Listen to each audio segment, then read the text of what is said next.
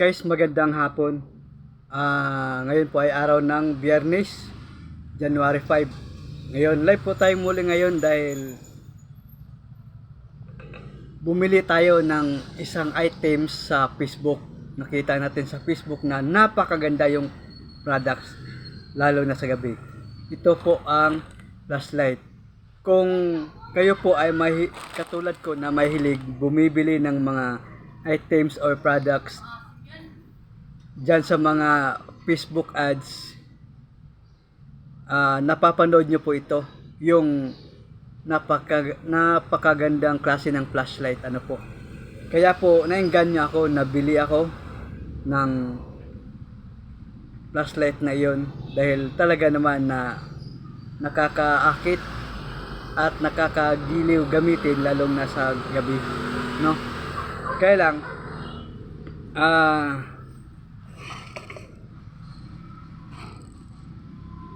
sa Facebook, ang masasabi ko lang sa ngayon, huwag po kayo masyadong magtiwala doon sa mga Facebook ads na lumalabas sa inyong walls, no?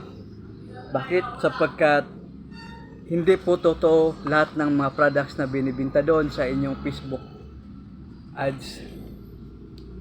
Katulad ng po ng sa akin, ay napadaan po sa akin yung isang klase ng flashlight na napakaganda tingnan at napakaliwanag sa gabi sa kanilang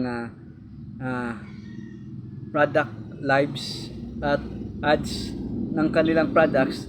Maraming maengganyo sa sobrang ganda ng kanilang products na naipakita. Pero noon pong nabili ko ang flashlight na iyon, nalaman ko na scammer ang seller. Scammer po ang seller. Nabili ko ang flashlight na iyon sa halagang 795. Tumawag pa sa akin ang seller. Okay, pwede daw ibalik. Ngayon seller, titingnan ko kung kikita ka pa. Yung pinakita nyo sa Facebook ads ay magandang items, magandang flashlight. Tinatanong kita, dahil tumawag ka sa akin, tinatanong kita kung yun bang nabili ko ay katulad ng nasa Facebook ad. Sabi nyo ay oo, ganun na ganun. Pero nung binuksan ko at dumating na ang items at binuksan ko, in-unbox ko, ito yung galing sa Facebook ads na nabili ko. Okay, yung sa Facebook ads merong zoom in, zoom out, so nahatak, pwedeng malayuan at pwedeng malapitan. Pero ito hindi po, wala po, wala, hindi mo mahatak. Bakit mo hatakin? Kasi nga hinanap mo yung zoom in at zoom out. Pagka pinilit mo yung zoom in at zoom out, matatanggal ang ulo. Ayan, matatanggal ang ulo ng flashlight kasi nga scam. So hindi tugma doon sa ibinibenta at ipinapakita sa Facebook ads. Okay? So yun. Rechargeable din po ito. Rechargeable. No? Rechargeable din po ito. Meron siyang meron siyang torque. Okay. Bukod po doon sa nabili ko, ito ay buy one take one, so dalawa. Okay, dalawa ho yung nabili ko. Ito, hindi po ganito ang nakita ko sa Facebook ads. Hindi nahahatak. Ganun din, ikutin mo man, matatanggal ang salamin at ang ulo. Okay, so scammer. Okay? Huwag po kayo magtiwala kaagad doon sa mga Facebook ads na lumabas sa inyong Facebook account or Facebook walls. Ito,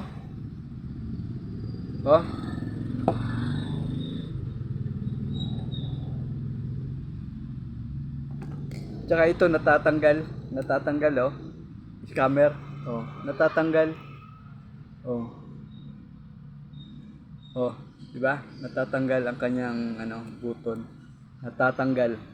Scammer. So ito po ay galing sa yon. Pakita ko po sa inyo kung saan ito galing. Sa halagang 795, nabili yan sa isang adventure. Yon, nakalagay pa dito Adventure Light. Okay, nakalagay pa dito Adventure Light Tech. Oh.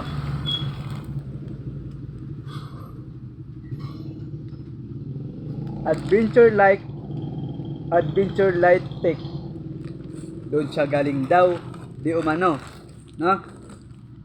Adventure Light Tech. Manoyo Ono Las Piñas. Manobo Ono Las Piñas. 'Yon, Manoyo Ono Las Piñas City, Metro Manila.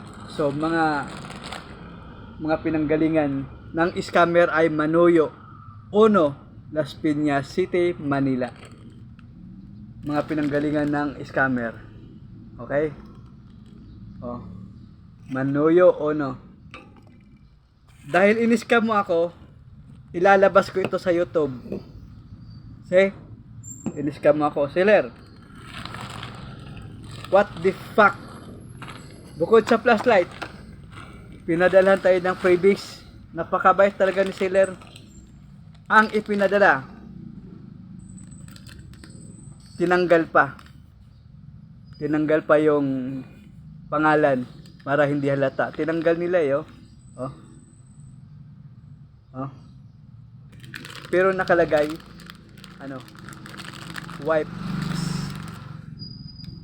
wipes. Bakit ko binayaran?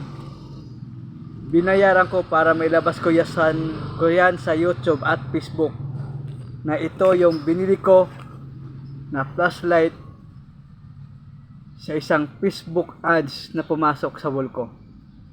Galing sa Adventure Tech Light. Okay, scammer, are you listening? Nakikinig ka ba? May kalalagyan ka? Okay. Ang ipinadala mo,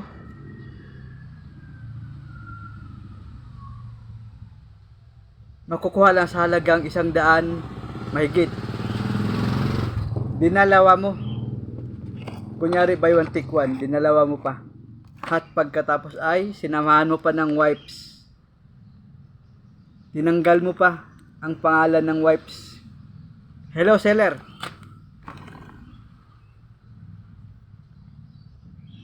Kaya kung kayo mahilig sa online, mahilig kayong bumibili sa mga online products, katulad ko, mag-ingat sa scammer.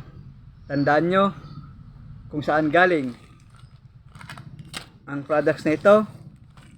Galing sa Manoyo Ono Las Piñas City, Metro Manila, 17-4. Mga pinanggalingan ng scammer. From Adventure Tech Light, Manoyo Ono Las Piñas City, Metro Manila, 1744. Mga pinanggalingan ng scammer. Scammer yan. Oh.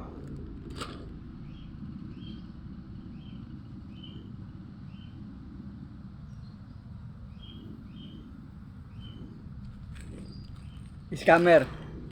Hindi tugma ang flashlight, hindi ganito ang binibili ko. Ang binibili ko ay yung naroon sa kanilang Facebook ads. Magrereklamo ako. Sa halagang 795. Okay? Rechargeable din kasi may kasama May kasama. Kaso, scam.